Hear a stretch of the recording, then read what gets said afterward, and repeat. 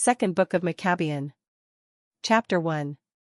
The Jewish brethren in Jerusalem and those in the land of Judea, to their Jewish brethren in Egypt, greeting, and good peace. May God do good to you, and may he remember his covenant with Abraham and Isaac and Jacob, his faithful servants. May he give you all a heart to worship him and to do his will with a strong heart and a willing spirit. May he open your heart to his law and his commandments, and may he bring peace. May he hear your prayers and be reconciled to you, and may he not forsake you in time of evil. We are now praying for you here.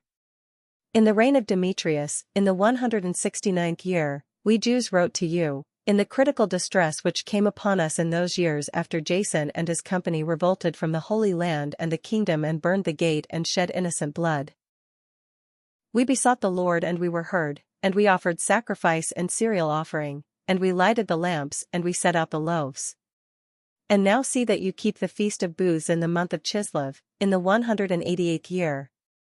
Those in Jerusalem and those in Judea and the Senate and Judas, to Aristobulus, who is of the family of the anointed priests, teacher of Ptolemy the king, and to the Jews in Egypt, greeting, and good health. Having been saved by God out of grave dangers, we thank him greatly for taking our side against the king. For he drove out those who fought against the holy city. For when the leader reached Persia with a force that seemed irresistible, they were cut to pieces in the temple of Nanea by a deception employed by the priests of Nanea. For under pretext of intending to marry her, Antiochus came to the place together with his friends, to secure most of its treasures as a dowry. When the priests of the temple of Nanea had set out the treasures and Antiochus had come with a few men inside the wall of the sacred precinct, they closed the temple as soon as he entered it. Opening the secret door in the ceiling, they threw stones and struck down the leader and his men, and dismembered them and cut off their heads and threw them to the people outside. Blessed in every way be our God, who has brought judgment upon those who have behaved impiously. Since on the 25th day of Chislev we shall celebrate the purification of the temple, we thought it necessary to notify you, in order that you also may celebrate the Feast of Booths and the Feast of the Fire given when Nehemiah, who built the temple and the altar, offered sacrifices.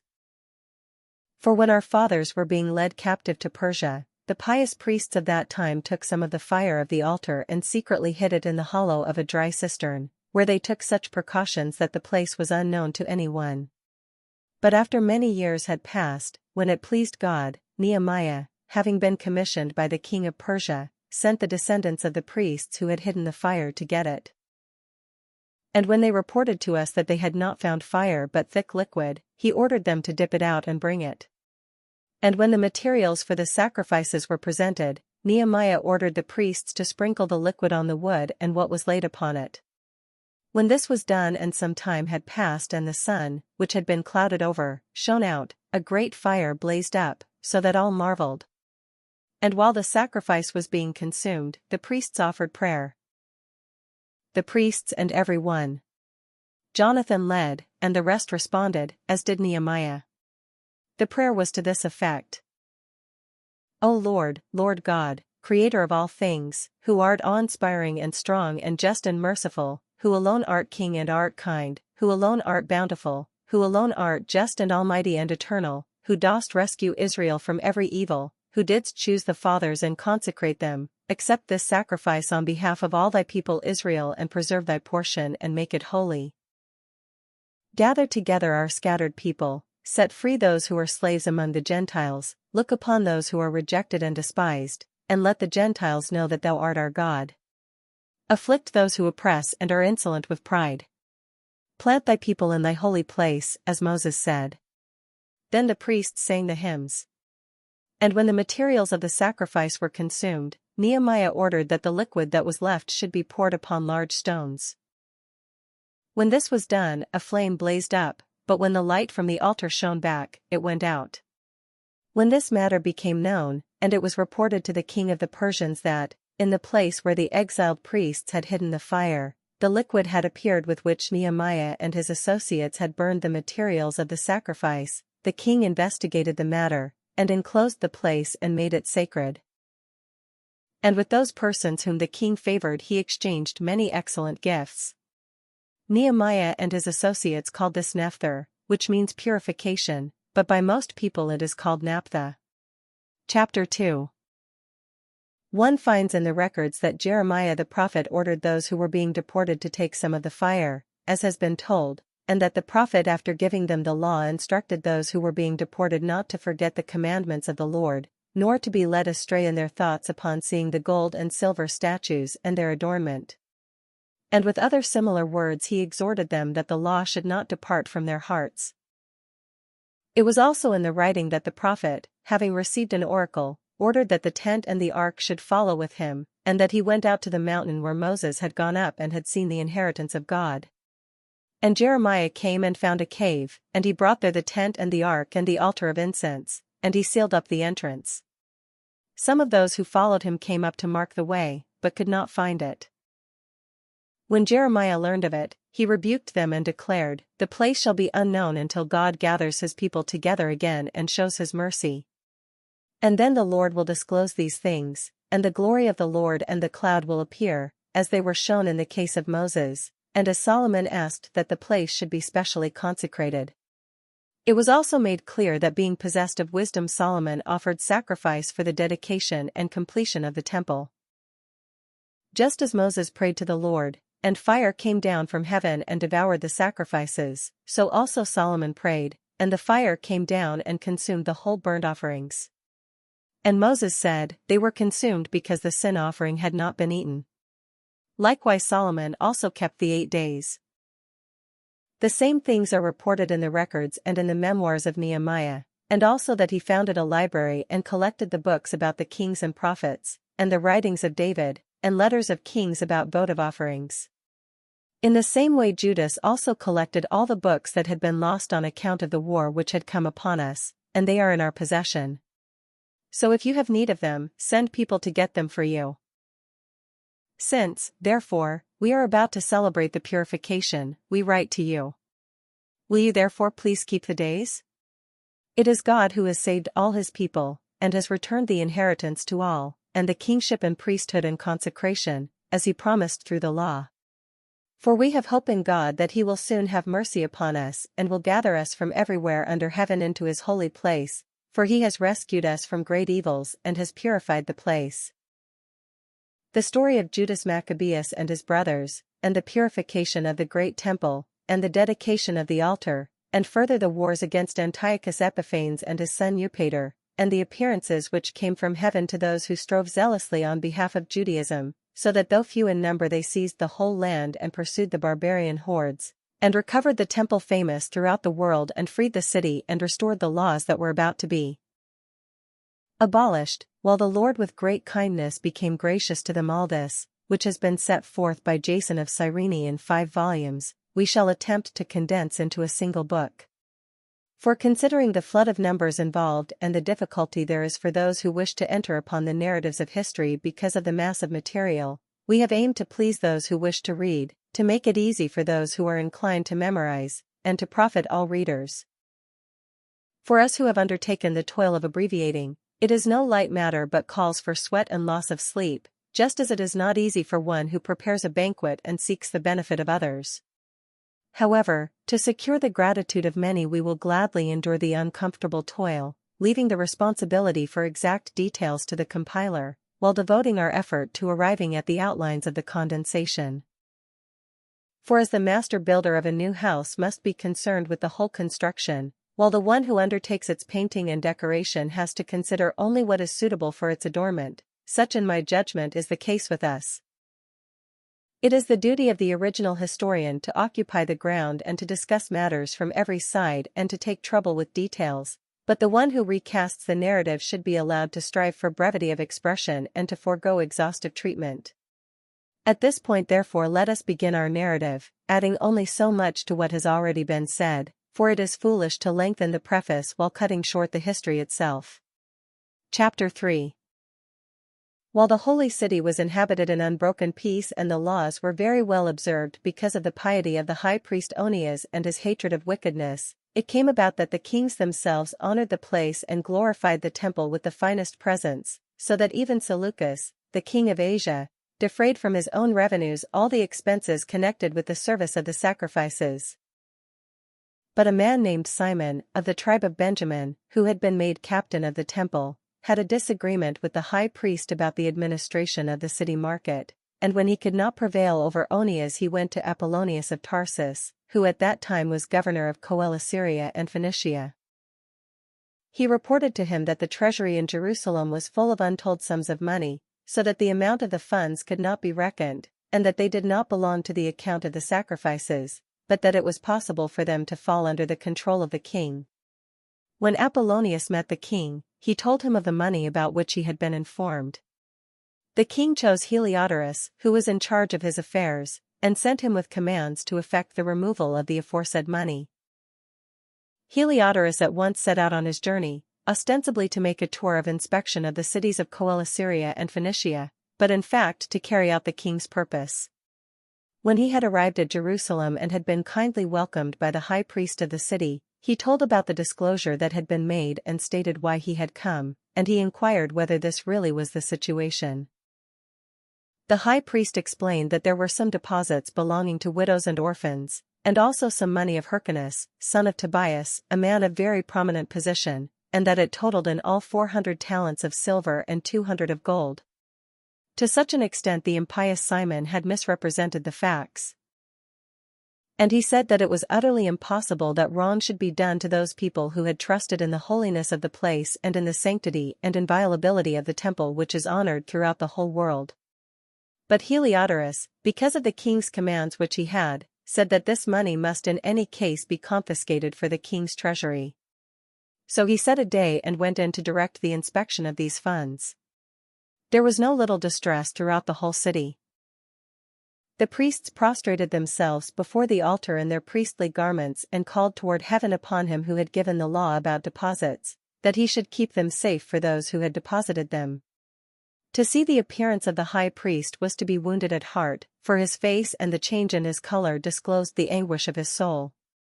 For terror and bodily trembling had come over the man, which plainly showed to those who looked at him the pain lodged in his heart. People also hurried out of their houses in crowds to make a general supplication because the holy place was about to be brought into contempt. Women, girded with sackcloth under their breasts, thronged the streets. Some of the maidens who were kept indoors ran together to the gates, and some to the walls, while others peered out of the windows. And holding up their hands to heaven, they all made entreaty. There was something pitiable in the prostration of the whole populace and the anxiety of the high priest in his great anguish. While they were calling upon the Almighty Lord that he would keep what had been entrusted safe and secure for those who had entrusted it, Heliodorus went on with what had been decided. But when he arrived at the treasury with his bodyguard, then and there the sovereign of spirits and of all authority caused so great a manifestation that all who had been so bold as to accompany him were astounded by the power of God, and became faint with terror. For there appeared to them a magnificently caparisoned horse, with a rider of frightening mien, and it rushed furiously at Heliodorus and struck at him with its front hoofs. Its rider was seen to have armor and weapons of gold. 2 young men also appeared to him, remarkably strong, gloriously beautiful and splendidly dressed, who stood on each side of him and scourged him continuously, inflicting many blows on him.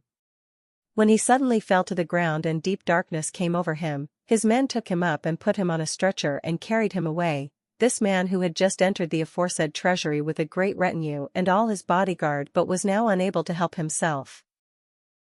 And they recognized clearly the sovereign power of God. While he lay prostrate, speechless because of the divine intervention and deprived of any hope of recovery, they praised the Lord who had acted marvelously for his own place. And the temple, which a little while before was full of fear and disturbance, was filled with joy and gladness, now that the Almighty Lord had appeared. Quickly some of Heliodorus' friends asked Onias to call upon the Most High and to grant life to one who was lying quite at his last breath. And the high priest, fearing that the king might get the notion that some foul play had been perpetrated by the Jews with regard to Heliodorus, offered sacrifice for the man's recovery.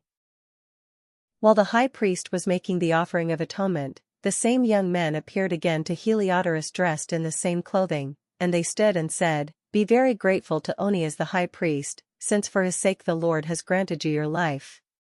And see that you, who have been scourged by heaven, report to all men the majestic power of God." Having said this they vanished. Then Heliodorus offered sacrifice to the Lord and made very great vows to the Saviour of his life, and having bidden Onias farewell, he marched off with his forces to the king. And he bore testimony to all men of the deeds of the supreme God, which he had seen with his own eyes.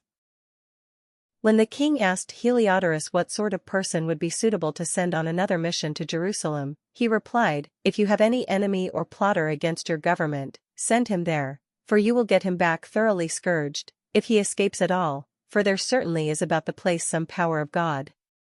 For he who has his dwelling in heaven watches over that place himself and brings it aid, and he strikes and destroys those who come to do it injury." This was the outcome of the episode of Heliodorus and the protection of the treasury.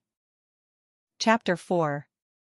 The previously mentioned Simon, who had informed about the money against his own country, slandered Onias, saying that it was he who had incited Heliodorus and had been the real cause of the misfortune.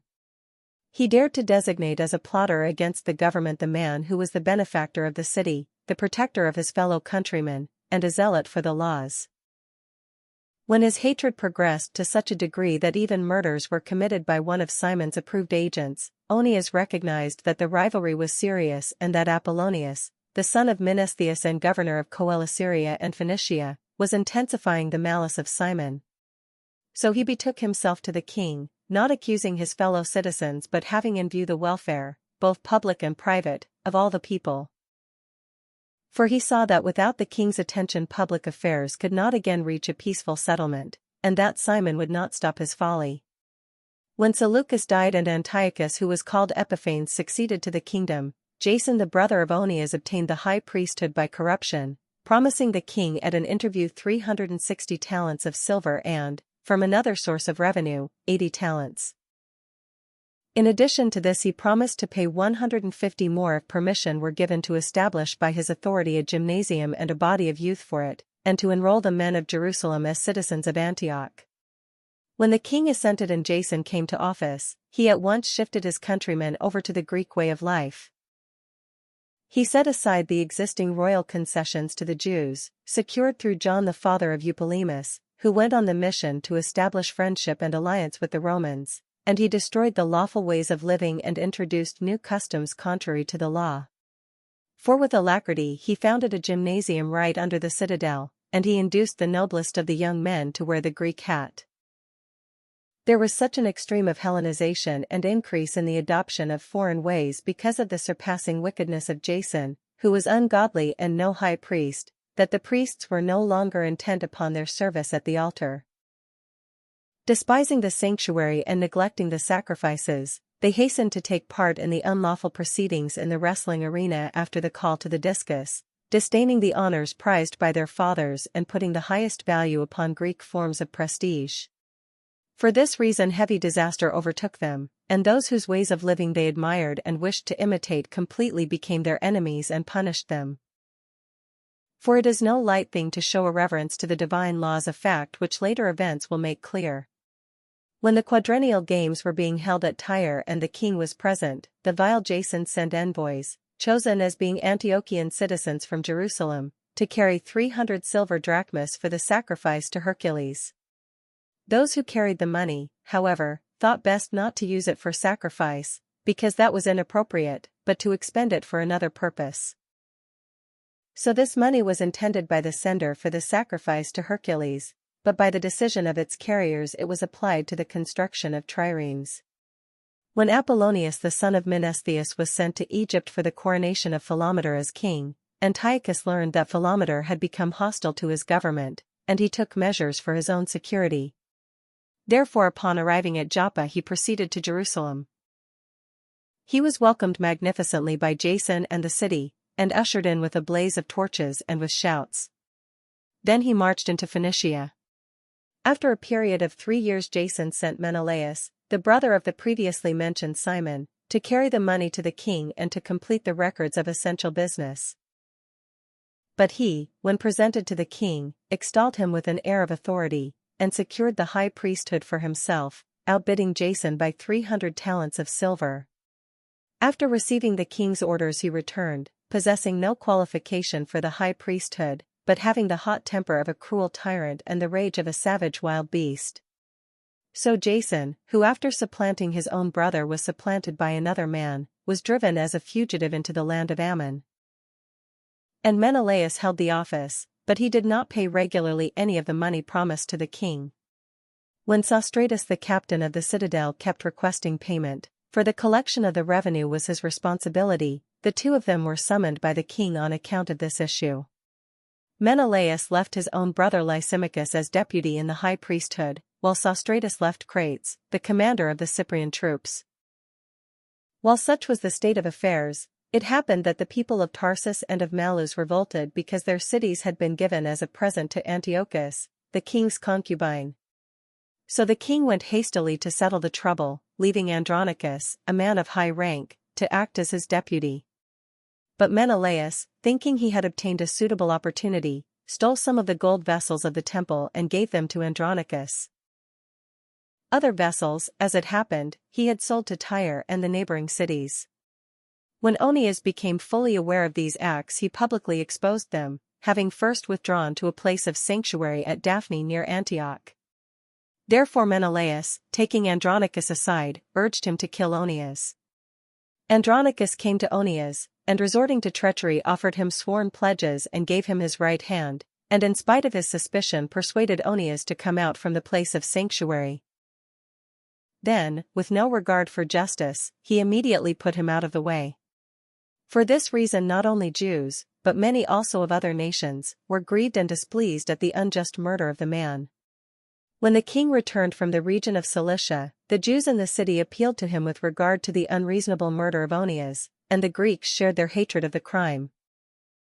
Therefore Antiochus was grieved at heart and filled with pity, and wept because of the moderation and good conduct of the deceased, and inflamed with anger, he immediately stripped off the purple robe from Andronicus, tore off his garments, and led him about the whole city to that very place where he had committed the outrage against Onias, and there he dispatched the bloodthirsty fellow. The Lord thus repaid him with the punishment he deserved.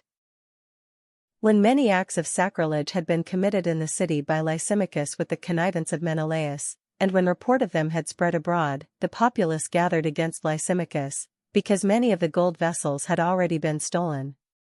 And since the crowds were becoming aroused and filled with anger, Lysimachus armed about 3,000 men and launched an unjust attack, under the leadership of a certain Oranus, a man advanced in years and no less advanced in folly. But when the Jews became aware of Lysimachus' attack, some picked up stones, some blocks of wood, and others took handfuls of the ashes that were lying about, and threw them in wild confusion at Lysimachus and his men. As a result, they wounded many of them, and killed some, and put them all to flight, and the temple robber himself they killed close by the treasury. Charges were brought against Menelaus about this incident. When the king came to Tyre, 3 men sent by the Senate presented the case before him. But Menelaus, already as good as beaten, promised a substantial bribe to Ptolemy son of Dorymenes to win over the king. Therefore Ptolemy, taking the king aside into a colonnade as if for refreshment, induced the king to change his mind. Menelaus, the cause of all the evil, he acquitted of the charges against him, while he sentenced to death those unfortunate men, who would have been freed uncondemned if they had pleaded even before Scythians. And so those who had spoken for the city and the villages and the holy vessels quickly suffered the unjust penalty. Therefore even the Tyrians, showing their hatred of the crime, provided magnificently for their funeral.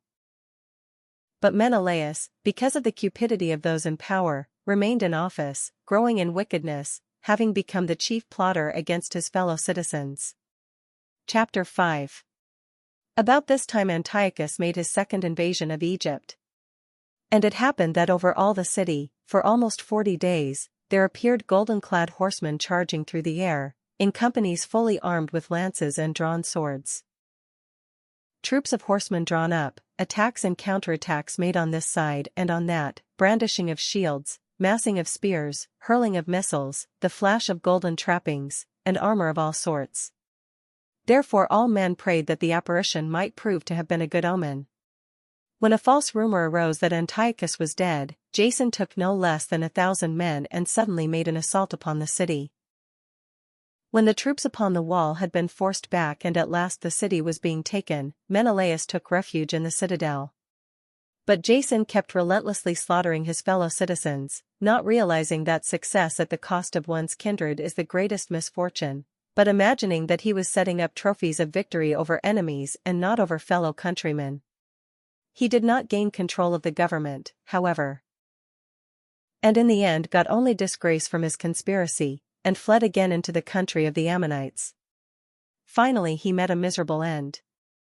Accused before Ared as the ruler of the Arabs, fleeing from city to city, pursued by all men, hated as a rebel against the laws, and abhorred as the executioner of his country and his fellow citizens, he was cast ashore in Egypt. And he who had driven many from their own country into exile died in exile, having embarked to go to the Lacedaemonians in hope of finding protection because of their kinship.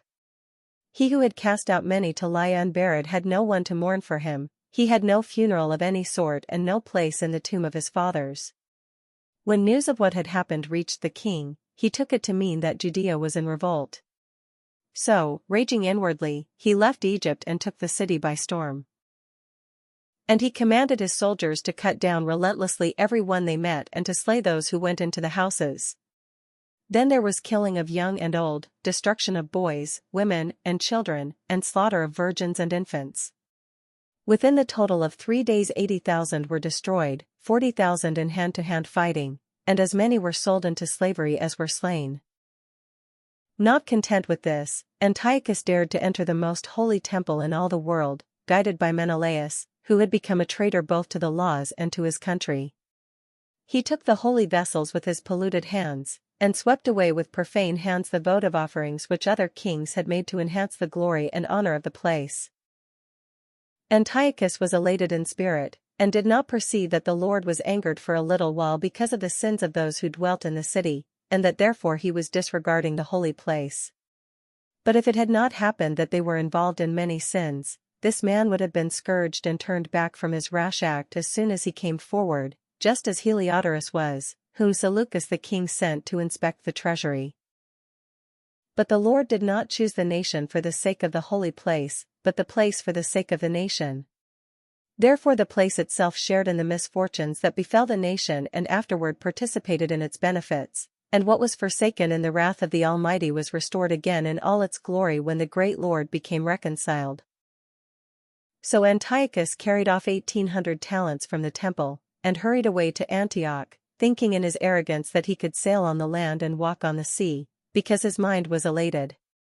And he left governors to afflict the people, at Jerusalem, Philip, by birth a Phrygian and in character more barbarous than the man who appointed him, and at Gerizim, Andronicus, and besides these Menelaus, who lorded it over his fellow citizens worse than the others did.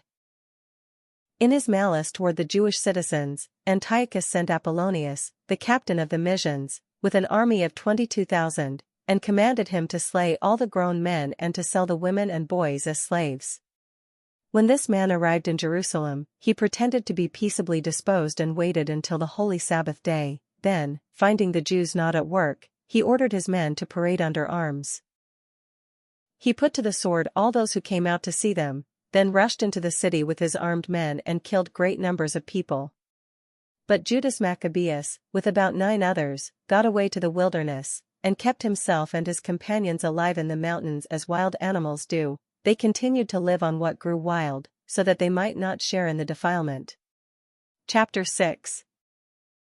Not long after this, the king sent an Athenian senator to compel the Jews to forsake the laws of their fathers and cease to live by the laws of God, and also to pollute the temple in Jerusalem and call it the temple of Olympian Zeus, and to call the one in Gerizim the temple of Zeus the friend of strangers, as did the people who dwelt in that place. Harsh and utterly grievous was the onslaught of evil. For the temple was filled with debauchery and reveling by the Gentiles, who dallied with harlots and had intercourse with women within the sacred precincts, and besides brought in things for sacrifice that were unfit. The altar was covered with abominable offerings which were forbidden by the laws. A man could neither keep the Sabbath, nor observe the feasts of his fathers, nor so much as confess himself to be a Jew. On the monthly celebration of the king's birthday, the Jews were taken, under bitter constraint, to partake of the sacrifices, and when the feast of Dionysus came, they were compelled to walk in the procession in honor of Dionysus, wearing wreaths of ivy.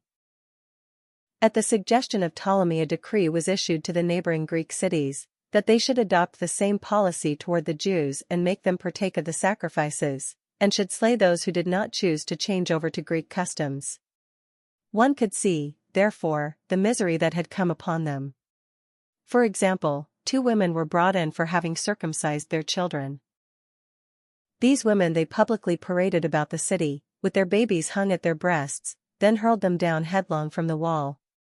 Others who had assembled in the caves nearby, to observe the 7th day secretly, were betrayed to Philip and were all burned together, because their piety kept them from defending themselves, in view of their regard for that most holy day.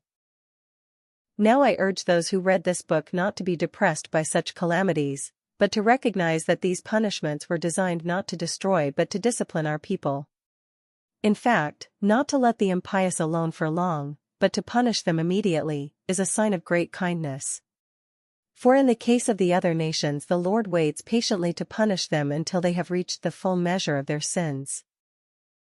But he does not deal in this way with us, in order that he may not take vengeance on us afterward when our sins have reached their height. Therefore he never withdraws his mercy from us. Though he disciplines us with calamities, he does not forsake his own people. Let what we have said serve as a reminder. We must go on briefly with the story. Eleazar, one of the scribes in high position, a man now advanced in age and of noble presence, was being forced to open his mouth to eat swine's flesh. But he, welcoming death with honor rather than life with pollution, went up to the rack of his own accord, spitting out the flesh, as men ought to go who have the courage to refuse things that it is not right to taste, even for the natural love of life. Those who were in charge of that unlawful sacrifice took the man aside, because of their long acquaintance with him, and privately urged him to bring meat of his own providing, proper for him to use, and pretend that he was eating the flesh of the sacrificial meal which had been commanded by the king, so that by doing this he might be saved from death, and be treated kindly on account of his old friendship with them. But making a high resolve, worthy of his years and the dignity of his old age and the grey hairs which he had reached with distinction and his excellent life even from childhood, and moreover according to the holy God-given law, he declared himself quickly, telling them to send him to Hades. Such pretense is not worthy of our time of life, he said, lest many of the young should suppose that Eleazar in his 90th year has gone over to an alien religion, and through my pretense, for the sake of living a brief moment longer, they should be led astray because of me, while I defile and disgrace my old age. For even if for the present I should avoid the punishment of men, yet whether I live or die I shall not escape the hands of the Almighty. Therefore, by manfully giving up my life now, I will show myself worthy of my old age and leave to the young a noble example of how to die a good death willingly and nobly for the revered and holy laws. When he had said this, he went at once to the rack. And those who a little before had acted toward him with good will now change to ill will, because the words he had uttered were in their opinion sheer madness. When he was about to die under the blows, he groaned aloud and said, "It is clear to the Lord in his holy knowledge that, though I might have been saved from death, I am enduring terrible sufferings in my body under this beating, but in my soul I am glad to suffer these things because I fear him." So in this way he died, leaving in his death an example of nobility and a memorial of courage, not only to the young but to the great body of his nation. Chapter 7. It happened also that 7 brothers and their mother were arrested and were being compelled by the king, under torture with whips and cords, to partake of unlawful swine's flesh. One of them, acting as their spokesman, said, "What do you intend to ask and learn from us? For we are ready to die rather than transgress the laws of our fathers." The king fell into a rage, and gave orders that pans and cauldrons be heated. These were heated immediately, and he commanded that the tongue of their spokesman be cut out and that they scalp him and cut off his hands and feet, while the rest of the brothers and the mother looked on. When he was utterly helpless, the king ordered them to take him to the fire, still breathing, and to fry him in a pan. The smoke from the pan spread widely, but the brothers and their mother encouraged one another to die nobly, saying, "The Lord God is watching over us and in truth has compassion on us," as Moses declared in his song which bore witness against the people to their faces, when he said, and he will have compassion on his servants. After the first brother had died in this way, they brought forward the second for their sport. They tore off the skin of his head with the hair, and asked him, "Will you eat rather than have your body punished limb by limb?" He replied in the language of his fathers, and said to them, "No." Therefore he in turn underwent tortures as the first brother had done. And when he was at his last breath, he said, "You accursed wretch, you dismiss us from this present life, but the King of the universe will raise us up to an everlasting renewal of life, because we have died for his laws." After him, the third was the victim of their sport. When it was demanded, he quickly put out his tongue and courageously stretched forth his hands, and said nobly, "I got these from heaven, and because of his laws I disdain them, and from him I hope to get them back again." As a result, the king himself and those with him were astonished at the young man's spirit, for he regarded his sufferings as nothing. When he too had died, they maltreated and tortured the fourth in the same way. And when he was near death, he said, "One cannot but choose to die at the hands of men and to cherish the hope that God gives of being raised again by him. But for you there will be no resurrection to life." Next they brought forward the fifth and maltreated him. But he looked at the king, and said, "Because you have authority among men, mortal though you are, you do what you please. But do not think that God has forsaken our people. Keep on, and see how his mighty power will torture you and your descendants." After him they brought forward the sixth. And when he was about to die, he said, "Do not deceive yourself in vain. For we are suffering these things on our own account, because of our sins against our own God. Therefore astounding things have happened. But do not think that you will go unpunished for having tried to fight against God." The mother was especially admirable and worthy of honorable memory. Though she saw her 7 sons perish within a single day, she bore it with good courage because of her hope in the Lord. She encouraged each of them in the language of their fathers. Filled with a noble spirit, she fired her woman's reasoning with a man's courage, and said to them, "I do not know how you came into being in my womb. It was not I who gave you life and breath, nor I who set in order the elements within each of you. Therefore the Creator of the world, who shaped the beginning of man and devised the origin of all things, will in his mercy give life and breath back to you again, since you now forget yourselves for the sake of his laws." Antiochus felt that he was being treated with contempt, and he was suspicious of her reproachful tone. The youngest brother being still alive, Antiochus not only appealed to him in words, but promised with oaths that he would make him rich and enviable if he would turn from the ways of his fathers, and that he would take him for his friend and entrust him with public affairs. Since the young man would not listen to him at all, the king called the mother to him and urged her to advise the youth to save himself. After much urging on his part, she undertook to persuade her son. But, leaning close to him, she spoke in their native tongue as follows, deriding the cruel tyrant, "My son, have pity on me. I carried you 9 months in my womb, and nursed you for 3 years, and have reared you and brought you up to this point in your life, and have taken care of you.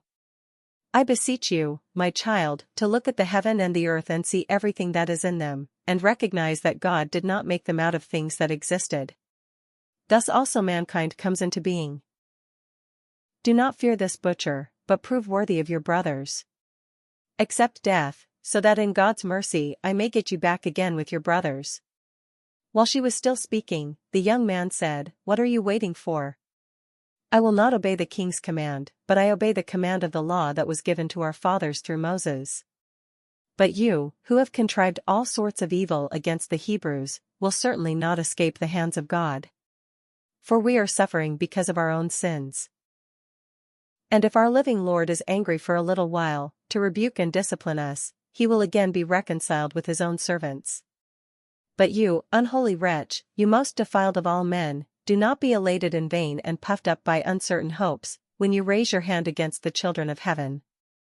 You have not yet escaped the judgment of the Almighty, all-seeing God. For our brothers after enduring a brief suffering have drunk of ever-flowing life under God's covenant. But you, by the judgment of God, will receive just punishment for your arrogance. I, like my brothers, give up body and life for the laws of our fathers, appealing to God to show mercy soon to our nation and by afflictions and plagues to make you confess that He alone is God, and through me and my brothers to bring to an end the wrath of the Almighty which has justly fallen on our whole nation." The king fell into a rage, and handled him worse than the others, being exasperated at his scorn.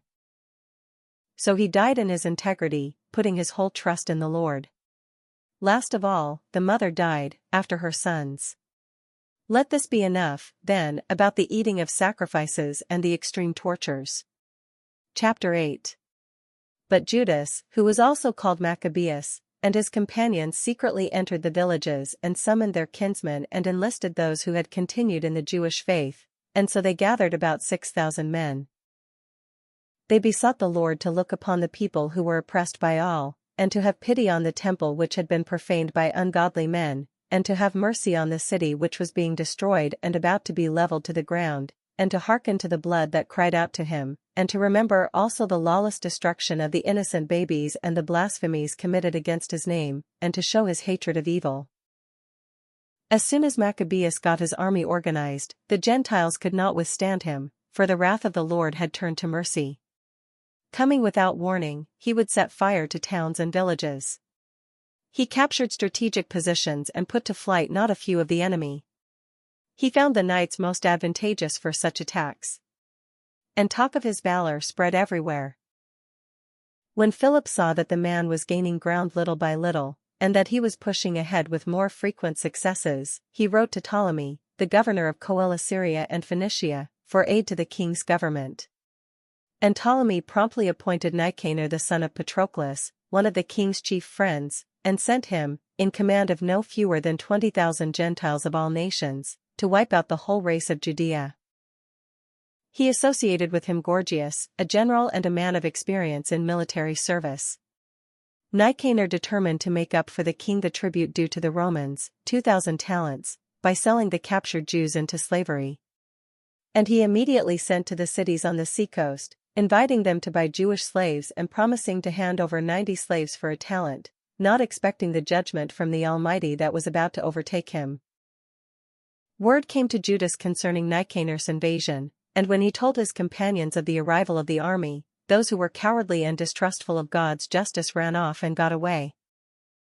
Others sold all their remaining property, and at the same time besought the Lord to rescue those who had been sold by the ungodly Nicanor before he ever met them, if not for their own sake, yet for the sake of the covenants made with their fathers, and because he had called them by his holy and glorious name. But Maccabeus gathered his men together, to the number 6,000, and exhorted them not to be frightened by the enemy and not to fear the great multitude of Gentiles who were wickedly coming against them, but to fight nobly, keeping before their eyes the lawless outrage which the Gentiles had committed against the holy place, and the torture of the derided city, and besides, the overthrow of their ancestral way of life. For they trust to arms and acts of daring, he said, but we trust in the Almighty God, who is able with a single nod to strike down those who are coming against us and even the whole world. Moreover, he told them of the times when help came to their ancestors. Both the time of Sennacherib, when 185,000 perished, and the time of the battle with the Galatians that took place in Babylonia, when 8,000 in all went into the affair, with 4,000 Macedonians, and when the Macedonians were hard pressed, the 8,000, by the help that came to them from heaven, destroyed 120,000 and took much booty. With these words he filled them with good courage and made them ready to die for their laws and their country. Then he divided his army into 4 parts. He appointed his brothers also, Simon and Joseph and Jonathan, each to command a division, putting 1,500 men under each. Besides, he appointed Eleazar to read aloud from the Holy Book, and gave the watchword, God's help. Then, leading the first division himself, he joined battle with Nicanor. With the Almighty as their ally, they slew more than 9,000 of the enemy, and wounded and disabled most of Nicanor's army, and forced them all to flee. They captured the money of those who had come to buy them as slaves. After pursuing them for some distance, they were obliged to return because the hour was late. For it was the day before the Sabbath, and for that reason they did not continue their pursuit. And when they had collected the arms of the enemy and stripped them of their spoils, they kept the Sabbath, giving great praise and thanks to the Lord, who had preserved them for that day and allotted it to them as the beginning of mercy. After the Sabbath they gave some of the spoils to those who had been tortured and to the widows and orphans, and distributed the rest among themselves and their children. When they had done this, they made common supplication and besought the merciful Lord to be wholly reconciled with his servants.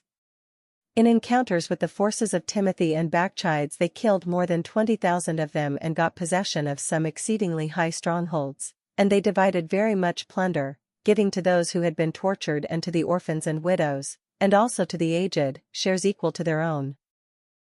Collecting the arms of the enemy, they stored them all carefully in strategic places, and carried the rest of the spoils to Jerusalem. They killed the commander of Timothy's forces, a most unholy man, and one who had greatly troubled the Jews. While they were celebrating the victory in the city of their fathers, they burned those who had set fire to the sacred gates, Callisthenes and some others, who had fled into one little house, so these received the proper recompense for their impiety. The thrice accursed Nicanor, who had brought the 1,000 merchants to buy the Jews, having been humbled with the help of the Lord by opponents whom he regarded as of the least account, took off his splendid uniform and made his way alone like a runaway slave across the country till he reached Antioch, having succeeded chiefly in the destruction of his own army. Thus he who had undertaken to secure tribute for the Romans by the capture of the people of Jerusalem proclaimed that the Jews had a defender, and that therefore the Jews were invulnerable, because they followed the laws ordained by him. Chapter 9. About that time, as it happened, Antiochus had retreated in disorder from the region of Persia. For he had entered the city called Persepolis, and attempted to rob the temples and control the city. Therefore the people rushed to the rescue with arms, and Antiochus and his men were defeated, with the result that Antiochus was put to flight by the inhabitants and beat a shameful retreat. While he was in Ecbatana, news came to him of what had happened to Nicanor and the forces of Timothy. Transported with rage, he conceived the idea of turning upon the Jews the injury done by those who had put him to flight. So he ordered his charioteer to drive without stopping until he completed the journey. But the judgment of heaven rode with him. For in his arrogance he said, "When I get there I will make Jerusalem a cemetery of Jews." But the all-seeing Lord, the God of Israel, struck him an incurable and unseen blow. As soon as he ceased speaking he was seized with a pain in his bowels for which there was no relief and with sharp internal tortures.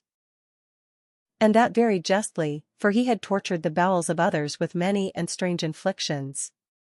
Yet he did not in any way stop his insolence, but was even more filled with arrogance, breathing fire in his rage against the Jews, and giving orders to hasten the journey.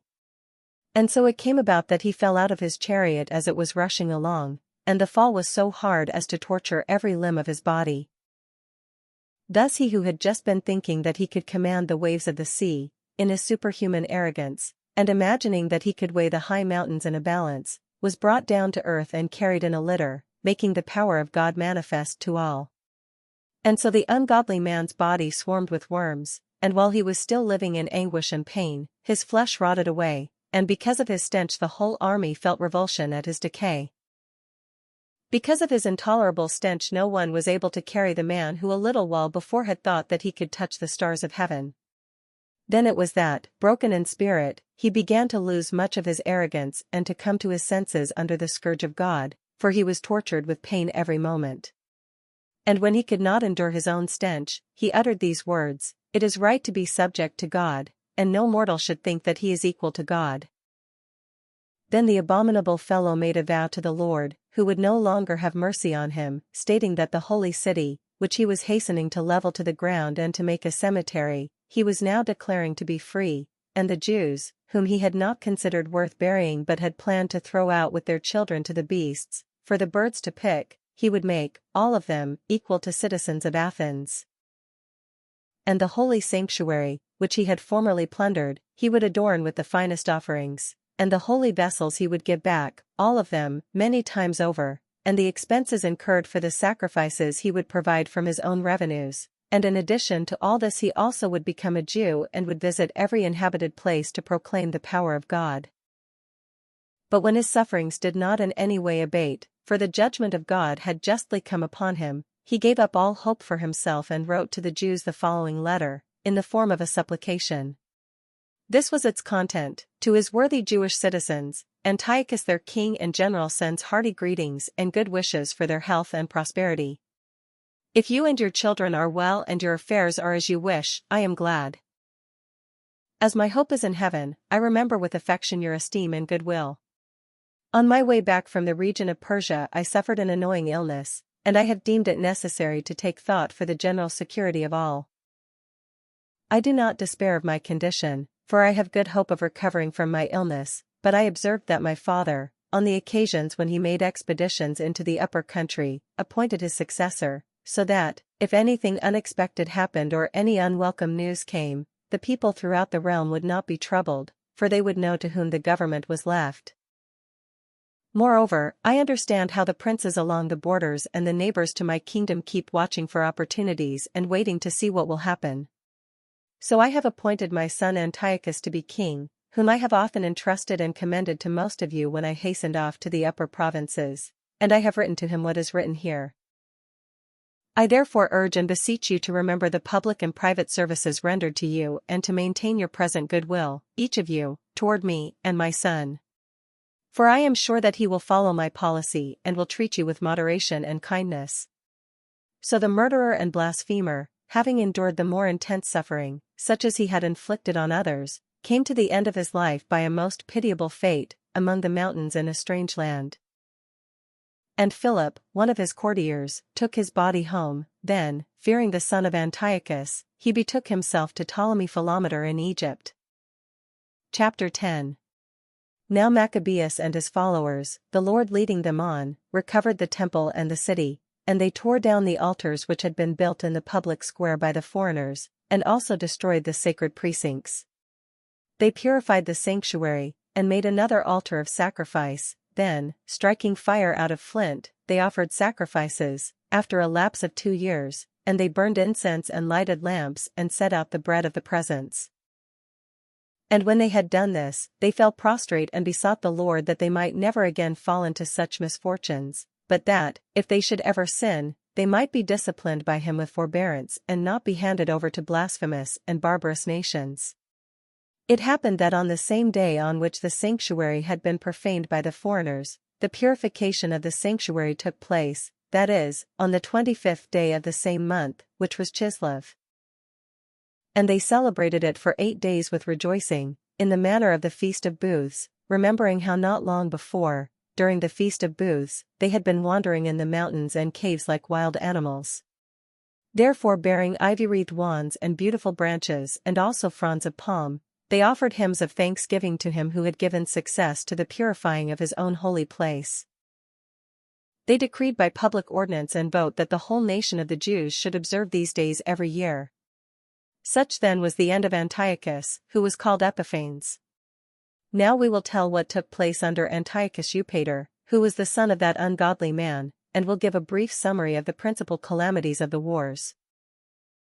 This man, when he succeeded to the kingdom, appointed one Lysias to have charge of the government and to be chief governor of Coele-Syria and Phoenicia. Ptolemy, who was called Macron, took the lead in showing justice to the Jews because of the wrong that had been done to them, and attempted to maintain peaceful relations with them. As a result, he was accused before Eupator by the king's friends. He heard himself called a traitor at every turn, because he had abandoned Cyprus, which Philometor had entrusted to him, and had gone over to Antiochus Epiphanes. Unable to command the respect due his office, he took poison and ended his life. When Gorgias became governor of the region, he maintained a force of mercenaries, and at every turn kept on warring against the Jews. Besides this, the Idumeans, who had control of important strongholds, were harassing the Jews. They received those who were banished from Jerusalem, and endeavored to keep up the war. But Maccabeus and his men, after making solemn supplication and beseeching God to fight on their side, rushed to the strongholds of the Idumeans. Attacking them vigorously, they gained possession of the places, and beat off all who fought upon the wall, and slew those whom they encountered, killing no fewer than 20,000. When no less than 9,000 took refuge in 2 very strong towers well equipped to withstand a siege, Maccabeus left Simon and Joseph, and also Zacchaeus and his men, a force sufficient to besiege them, and he himself set off for places where he was more urgently needed. But the men with Simon, who were money-hungry, were bribed by some of those who were in the towers, and on receiving 70,000 drachmas let some of them slip away. When word of what had happened came to Maccabeus, he gathered the leaders of the people, and accused these men of having sold their brethren for money by setting their enemies free to fight against them. Then he slew these men who had turned traitor, and immediately captured the 2 towers. Having success at arms in everything he undertook, he destroyed more than 20,000 in the 2 strongholds. Now Timothy, who had been defeated by the Jews before, gathered a tremendous force of mercenaries and collected the cavalry from Asia in no small number. He came on, intending to take Judea by storm. As he drew near, Maccabeus and his men sprinkled dust upon their heads and girded their loins with sackcloth, in supplication to God. Falling upon the steps before the altar, they besought him to be gracious to them and to be an enemy to their enemies and an adversary to their adversaries, as the law declares. And rising from their prayer they took up their arms and advanced a considerable distance from the city, and when they came near to the enemy they halted. Just as dawn was breaking, the 2 armies joined battle, the one having as pledge of success and victory not only their valor but their reliance upon the Lord, while the other made rage their leader in the fight. When the battle became fierce, there appeared to the enemy from heaven 5 resplendent men on horses with golden bridles, and they were leading the Jews. Surrounding Maccabeus and protecting him with their own armor and weapons, they kept him from being wounded. And they showered arrows and thunderbolts upon the enemy, so that, confused and blinded, they were thrown into disorder and cut to pieces. 20,500 were slaughtered, besides 600 horsemen. Timothy himself fled to a stronghold called Gazara, especially well garrisoned, where Charias was commander. Then Maccabeus and his men were glad, and they besieged the fort for 4 days. The men within, relying on the strength of the place, blasphemed terribly and hurled out wicked words. But at dawn of the 5th day, 20 young men in the army of Maccabeus, fired with anger because of the blasphemies, bravely stormed the wall and with savage fury cut down every one they met.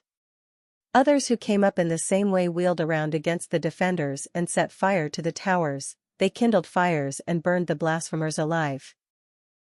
Others broke open the gates and let in the rest of the force, and they occupied the city. They killed Timothy, who was hidden in a cistern, and his brother Charias, and Apolophanes.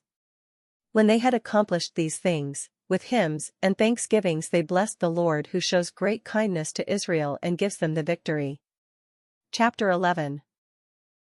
Very soon after this, Lysias, the king's guardian and kinsman, who was in charge of the government, being vexed at what had happened, gathered about 80,000 men and all his cavalry and came against the Jews. He intended to make the city a home for Greeks, and to levy tribute on the temple as he did on the sacred places of the other nations, and to put up the high priesthood for sale every year. He took no account whatever of the power of God, but was elated with his 10,000s of infantry, and his thousands of cavalry, and his 80 elephants. Invading Judea, he approached Bethzur, which was a fortified place about 5 leagues from Jerusalem, and pressed it hard. When Maccabeus and his men got word that Lysias was besieging the strongholds, they and all the people, with lamentations and tears, besought the Lord to send a good angel to save Israel. Maccabeus himself was the first to take up arms, and he urged the others to risk their lives with him to aid their brethren. Then they eagerly rushed off together. And there, while they were still near Jerusalem, a horseman appeared at their head, clothed in white and brandishing weapons of gold. And they all together praised the merciful God, and were strengthened in heart, ready to assail not only men but the wildest beasts or walls of iron. They advanced in battle order, having their heavenly ally, for the Lord had mercy on them. They hurled themselves like lions against the enemy, and slew 11,000 of them and 1,600 horsemen, and forced all the rest to flee. Most of them got away stripped and wounded, and Lysias himself escaped by disgraceful flight. And as he was not without intelligence, he pondered over the defeat which had befallen him, and realized that the Hebrews were invincible because the mighty God fought on their side. So he sent to them and persuaded them to settle everything on just terms, promising that he would persuade the king, constraining him to be their friend. Maccabeus, having regard for the common good, agreed to all that Lysias urged. For the king granted every request in behalf of the Jews which Maccabeus delivered to Lysias in writing. The letter written to the Jews by Lysias was to this effect: Lysias to the people of the Jews, greeting. John and Absalom, who were sent by you, have delivered your signed communication and have asked about the matters indicated therein. I have informed the king of everything that needed to be brought before him, and he has agreed to what was possible. If you will maintain your goodwill toward the government, I will endeavor for the future to help promote your welfare. And concerning these matters and their details, I have ordered these men and my representatives to confer with you. Farewell. The 148th year, Dioscorinthius 24th. The king's letter ran thus: King Antiochus to his brother Lysias, greeting. Now that our father has gone on to the gods, we desire that the subjects of the kingdom be undisturbed in caring for their own affairs. We have heard that the Jews do not consent to our father's change to Greek customs but prefer their own way of living and ask that their own customs be allowed them. Accordingly, since we choose that this nation also be free from disturbance, our decision is that their temple be restored to them and that they live according to the customs of their ancestors. You will do well, therefore, to send word to them and give them pledges of friendship, so that they may know our policy and be of good cheer and go on happily in the conduct of their own affairs. To the nation the king's letter was as follows. King Antiochus to the Senate of the Jews and to the other Jews, greeting. If you are well, it is as we desire. We also are in good health. Menelaus has informed us that you wish to return home and look after your own affairs. Therefore those who go home by the 30th day of Xanthicus will have our pledge of friendship and full permission for the Jews to enjoy their own food and laws, just as formerly, and none of them shall be molested in any way for what he may have done in ignorance. And I have also sent Menelaus to encourage you. Farewell. The 148th year, Xanthicus 15th. The Romans also sent them a letter, which read thus. Quintus Memmius and Titus Manius, envoys of the Romans, to the people of the Jews, greeting. With regard to what Lysias the kinsman of the king has granted you, we also give consent. But as to the matters which he decided are to be referred to the king, as soon as you have considered them, send someone promptly, so that we may make proposals appropriate for you. For we are on our way to Antioch. Therefore make haste and send some men, so that we may have your judgment. Farewell. The 148th year, Xanthicus 15th. Chapter 12. When this agreement had been reached, Lysias returned to the king, and the Jews went about their farming. But some of the governors in various places, Timothy and Apollonius the son of Gennaeus, as well as Hieronymus and Demophon, and in addition to these Nicanor the governor of Cyprus, would not let them live quietly and in peace. And some men of Joppa did so ungodly a deed as this. They invited the Jews who lived among them to embark, with their wives and children, on boats which they had provided, as though there were no ill will to the Jews, and this was done by public vote of the city. And when they accepted, because they wished to live peaceably and suspected nothing, the men of Joppa took them out to sea and drowned them, not less than 200. When Judas heard of the cruelty visited on his countrymen, he gave orders to his men and, calling upon God the righteous judge, attacked the murderers of his brethren. He set fire to the harbor by night, and burned the boats, and massacred those who had taken refuge there. Then, because the city's gates were closed, he withdrew, intending to come again and root out the whole community of Joppa. But learning that the men in Jamnia meant in the same way to wipe out the Jews who were living among them, he attacked the people of Jamnia by night and set fire to the harbor and the fleet, so that the glow of the light was seen in Jerusalem, 30 miles distant. When they had gone more than a mile from there, on their march against Timothy, not less than 5,000 Arabs with 500 horsemen attacked them. After a hard fight Judas and his men won the victory, by the help of God.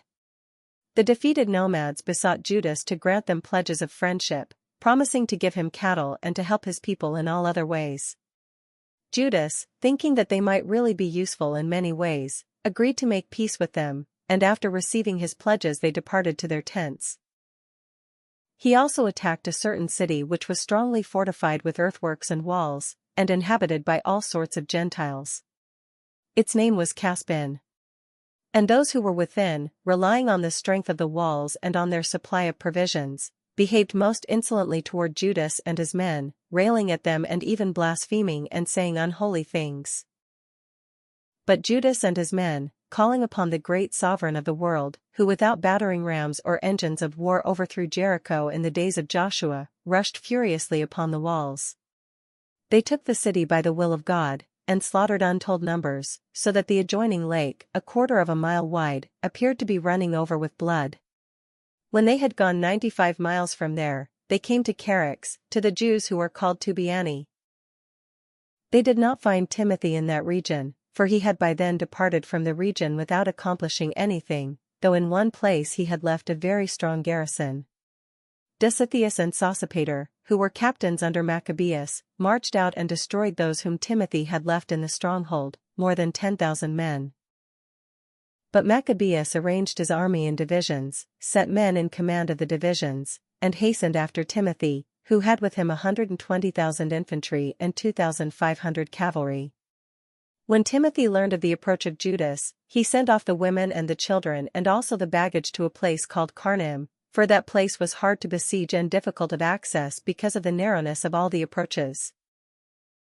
But when Judas' first division appeared, terror and fear came over the enemy at the manifestation to them of him who sees all things, and they rushed off in flight and were swept on, this way and that, so that often they were injured by their own men and pierced by the points of their swords.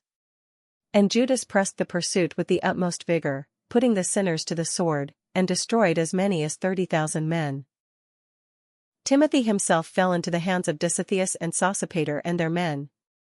With great guile he besought them to let him go in safety, because he held the parents of most of them and the brothers of some, and no consideration would be shown them. And when with many words he had confirmed his solemn promise to restore them unharmed, they let him go, for the sake of saving their brethren. Then Judas marched against Carnaim and the temple of Atargatis, and slaughtered 25,000 people. After the rout and destruction of these, he marched also against Ephron, a fortified city where Lysias dwelt with multitudes of people of all nationalities.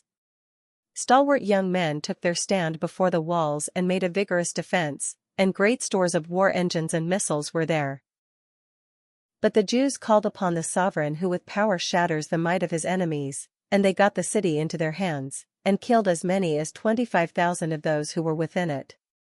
Setting out from there, they hastened to Scythopolis, which is 75 miles from Jerusalem. But when the Jews who dwelt there bore witness to the good will which the people of Scythopolis had shown them and their kind treatment of them in times of misfortune, they thanked them and exhorted them to be well disposed to their race in the future also. Then they went up to Jerusalem, as the Feast of Weeks was close at hand. After the feast called Pentecost, they hastened against Gorgias, the governor of Idumea.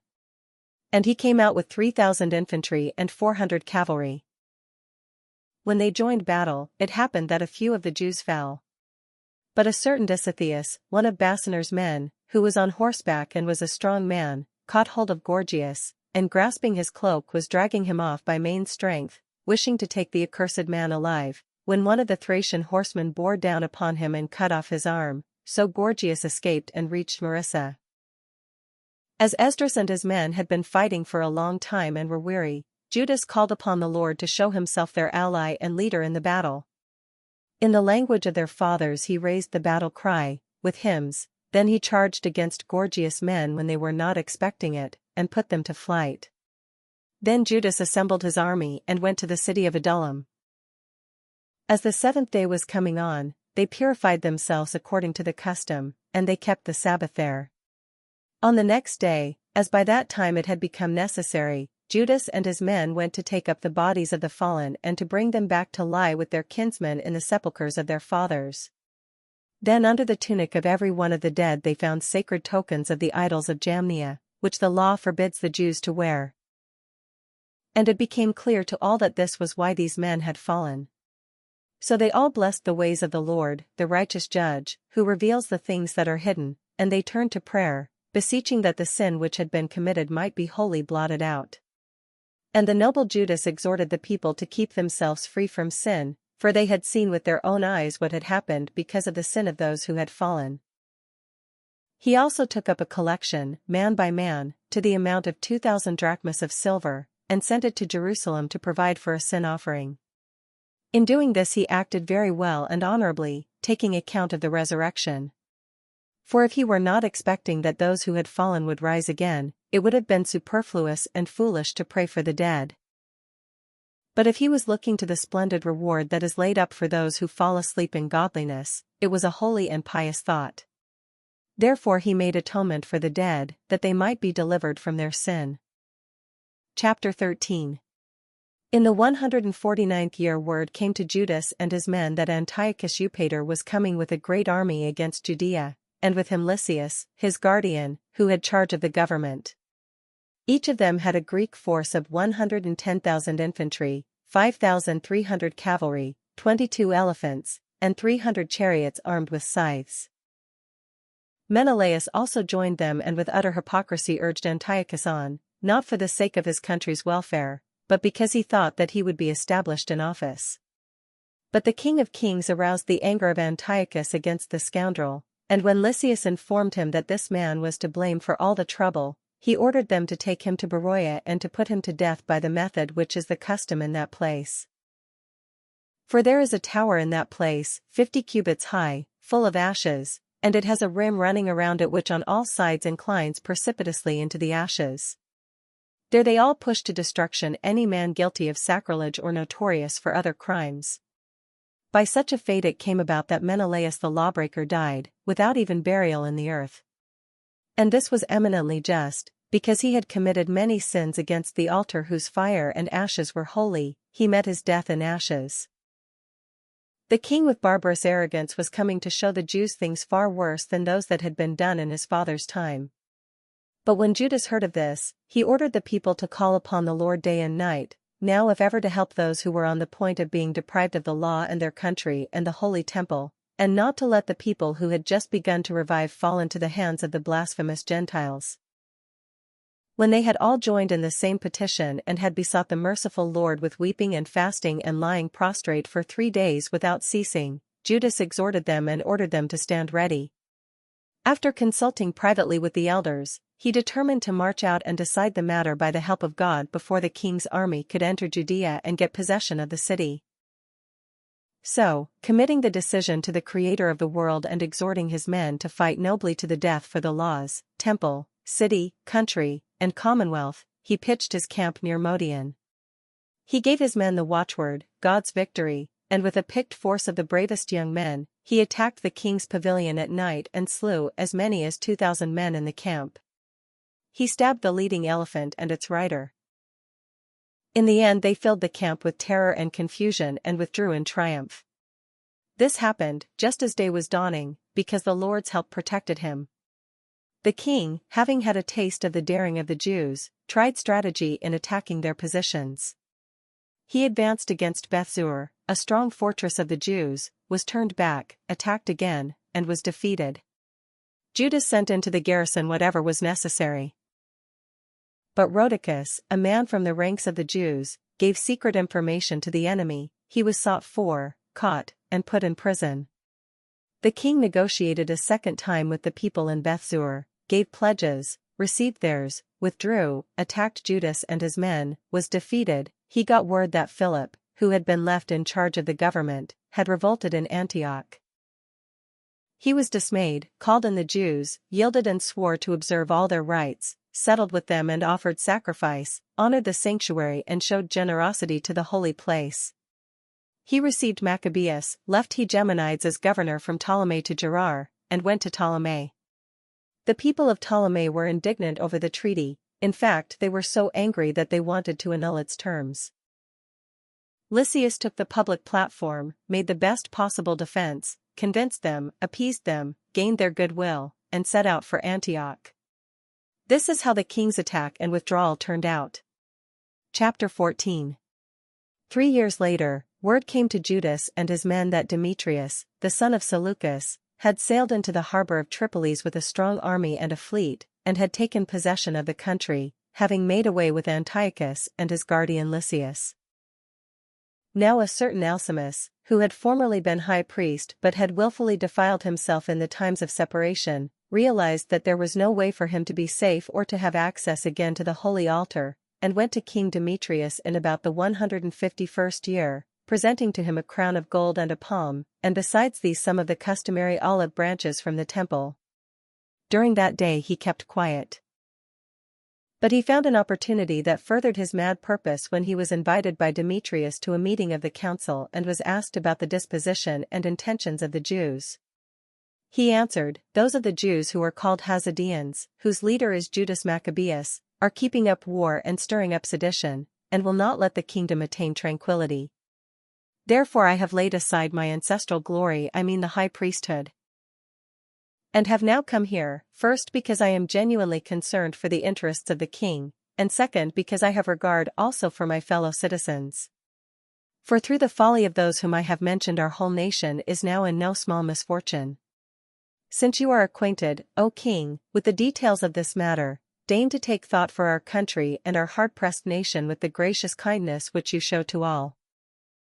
For as long as Judas lives, it is impossible for the government to find peace." When he had said this, the rest of the king's friends, who were hostile to Judas, quickly inflamed Demetrius still more. And he immediately chose Nicanor, who had been in command of the elephants, appointed him governor of Judea, and sent him off with orders to kill Judas and scatter his men, and to set up Alcimus as high priest of the greatest temple. And the Gentiles throughout Judea, who had fled before Judas, flocked to join Nicanor, thinking that the misfortunes and calamities of the Jews would mean prosperity for themselves. When the Jews heard of Nicanor's coming and the gathering of the Gentiles, they sprinkled dust upon their heads and prayed to him who established his own people forever and always upholds his own heritage by manifesting himself. At the command of the leader, they set out from there immediately and engaged them in battle at a village called Dessau. Simon, the brother of Judas, had encountered Nicanor, but had been temporarily checked because of the sudden consternation created by the enemy. Nevertheless Nicanor, hearing of the valor of Judas and his men and their courage in battle for their country, shrank from deciding the issue by bloodshed. Therefore he sent Posidonius and Theodotus and Mattathias to give and receive pledges of friendship. When the terms had been fully considered, and the leader had informed the people, and it had appeared that they were of one mind, they agreed to the covenant. And the leaders set a day on which to meet by themselves. A chariot came forward from each army, seats of honor were set in place. Judas posted armed men in readiness at key places to prevent sudden treachery on the part of the enemy. They held the proper conference. Nicanor stayed on in Jerusalem and did nothing out of the way, but dismissed the flocks of people that had gathered. And he kept Judas always in his presence, he was warmly attached to the man. And he urged him to marry and have children, so he married, settled down, and shared the common life. But when Alcimus noticed their goodwill for one another, he took the covenant that had been made and went to Demetrius. He told him that Nicanor was disloyal to the government, for he had appointed that conspirator against the kingdom, Judas, to be his successor. The king became excited and, provoked by the false accusations of that depraved man, wrote to Nicanor, stating that he was displeased with the covenant and commanding him to send Maccabeus to Antioch as a prisoner without delay. When this message came to Nicanor, he was troubled and grieved that he had to annul their agreement when the man had done no wrong. Since it was not possible to oppose the king, he watched for an opportunity to accomplish this by a stratagem. But Maccabeus, noticing that Nicanor was more austere in his dealings with him and was meeting him more rudely than had been his custom, concluded that this austerity did not spring from the best motives. So he gathered not a few of his men, and went into hiding from Nicanor. When the latter became aware that he had been cleverly outwitted by the man, he went to the great and holy temple while the priests were offering the customary sacrifices, and commanded them to hand the man over. And when they declared on oath that they did not know where the man was whom he sought, he stretched out his right hand toward the sanctuary, and swore this oath: "If you do not hand Judas over to me as a prisoner, I will level this precinct of God to the ground and tear down the altar, and I will build here a splendid temple to Dionysus." Having said this, he went away. Then the priests stretched forth their hands toward heaven and called upon the constant defender of our nation, in these words: "O Lord of all, who hast need of nothing, thou wast pleased that there be a temple for thy habitation among us. So now, O Holy One, Lord of all holiness, keep undefiled forever this house that has been so recently purified. A certain Rhesus, one of the elders of Jerusalem, was denounced to Nicanor as a man who loved his fellow citizens and was very well thought of, and for his good will was called Father of the Jews. For in former times, when there was no mingling with the Gentiles, he had been accused of Judaism, and for Judaism he had with all zeal risked body and life. Nicanor, wishing to exhibit the enmity which he had for the Jews, sent more than 500 soldiers to arrest him, for he thought that by arresting him he would do them an injury. When the troops were about to capture the tower and were forcing the door of the courtyard, they ordered that fire be brought and the doors burned. Being surrounded, Rhesus fell upon his own sword, preferring to die nobly rather than to fall into the hands of sinners and suffer outrages unworthy of his noble birth. But in the heat of the struggle he did not hit exactly, and the crowd was now rushing in through the doors. He bravely ran up on the wall, and manfully threw himself down into the crowd. But as they quickly drew back, a space opened and he fell in the middle of the empty space. Still alive and aflame with anger, he rose, and though his blood gushed forth and his wounds were severe, he ran through the crowd, and standing upon a steep rock, with his blood now completely drained from him, he tore out his entrails, took them with both hands and hurled them at the crowd, calling upon the Lord of life and spirit to give them back to him again. This was the manner of his death. Chapter 15. When Nicanor heard that Judas and his men were in the region of Samaria, he made plans to attack them with complete safety on the day of rest. And when the Jews who were compelled to follow him said, "Do not destroy so savagely and barbarously, but show respect for the day which he who sees all things has honored and hallowed above other days," the thrice accursed wretch asked if there were a sovereign in heaven who had commanded the keeping of the Sabbath day. And when they declared, "It is the living Lord himself, the sovereign in heaven, who ordered us to observe the seventh day," he replied, "And I am a sovereign also, on earth, and I command you to take up arms and finish the king's business." Nevertheless, he did not succeed in carrying out his abominable design. This Nicanor in his utter boastfulness and arrogance had determined to erect a public monument of victory over Judas and his men. But Maccabeus did not cease to trust with all confidence that he would get help from the Lord. And he exhorted his men not to fear the attack of the Gentiles, but to keep in mind the former times when help had come to them from heaven, and now to look for the victory which the Almighty would give them. Encouraging them from the law and the prophets, and reminding them also of the struggles they had won, he made them the more eager. And when he had aroused their courage, he gave his orders, at the same time pointing out the perfidy of the Gentiles and their violation of oaths. He armed each of them not so much with confidence in shields and spears as with the inspiration of brave words, and he cheered them all by relating a dream, a sort of vision, which was worthy of belief. What he saw was this. Onias, who had been high priest, a noble and good man, of modest bearing and gentle manner, one who spoke fittingly and had been trained from childhood in all that belongs to excellence, was praying with outstretched hands for the whole body of the Jews. Then likewise a man appeared, distinguished by his grey hair and dignity, and of marvelous majesty and authority. And Onias spoke, saying, "This is a man who loves the brethren and prays much for the people and the holy city, Jeremiah, the prophet of God." Jeremiah stretched out his right hand and gave to Judas a golden sword, and as he gave it he addressed him thus, "Take this holy sword, a gift from God, with which you will strike down your adversaries." Encouraged by the words of Judas, so noble and so effective in arousing valor and awaking manliness in the souls of the young, they determined not to carry out a campaign but to attack bravely, and to decide the matter, by fighting hand to hand with all courage, because the city and the sanctuary and the temple were in danger. Their concern for wives and children, and also for brethren and relatives, lay upon them less heavily. Their greatest and first fear was for the consecrated sanctuary. And those who had to remain in the city were in no little distress, being anxious over the encounter in the open country. When all were now looking forward to the coming decision, and the enemy was already close at hand with their army drawn up for battle, the elephants strategically stationed and the cavalry deployed on the flanks, Maccabeus, perceiving the hosts that were before him and the varied supply of arms and the savagery of the elephants, stretched out his hands toward heaven and called upon the Lord who works wonders. For he knew that it is not by arms, but as the Lord decides, that he gains the victory for those who deserve it. And he called upon him in these words, O Lord, thou didst send thy angel in the time of Hezekiah king of Judea, and he slew fully 185,000 in the camp of Sennacherib.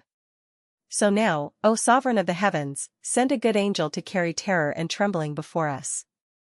By the might of thy arm may these blasphemers who come against thy holy people be struck down.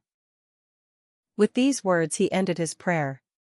Nicanor and his men advanced with trumpets and battle songs, and Judas and his men met the enemy in battle with invocation to God and prayers. So, fighting with their hands and praying to God in their hearts, they laid low no less than 35,000 men, and were greatly gladdened by God's manifestation. When the action was over and they were returning with joy, they recognized Nicanor, lying dead, in full armor. Then there was shouting and tumult, and they blessed the sovereign Lord in the language of their fathers. And the man who was ever in body and soul the defender of his fellow citizens, the man who maintained his youthful goodwill toward his countrymen, ordered them to cut off Nicanor's head and arm and carry them to Jerusalem. And when he arrived there and had called his countrymen together and stationed the priests before the altar, he sent for those who were in the citadel. He showed them the vile Nicanor's head and that profane man's arm, which had been boastfully stretched out against the holy house of the Almighty, and he cut out the tongue of the ungodly Nicanor and said that he would give it piecemeal to the birds and hang up these rewards of his folly opposite the sanctuary. And they all, looking to heaven, blessed the Lord who had manifested himself, saying, Blessed is he who has kept his own place undefiled. And he hung Nicanor's head from the citadel, a clear and conspicuous sign to every one of the help of the Lord. And they all decreed by public vote never to let this day go unobserved, but to celebrate the 13th day of the 12th month, which is called Adar in the Syrian language, the day before Mordecai's day. This, then, is how matters turned out with Nicanor. And from that time the city has been in the possession of the Hebrews. So I too will here end my story. If it is well told and to the point, that is what I myself desired; if it is poorly done and mediocre, that was the best I could do. For just as it is harmful to drink wine alone, or, again, to drink water alone, while wine mixed with water is sweet and delicious and enhances one's enjoyment, so also the style of the story delights the ears of those who read the work. And here will be the end.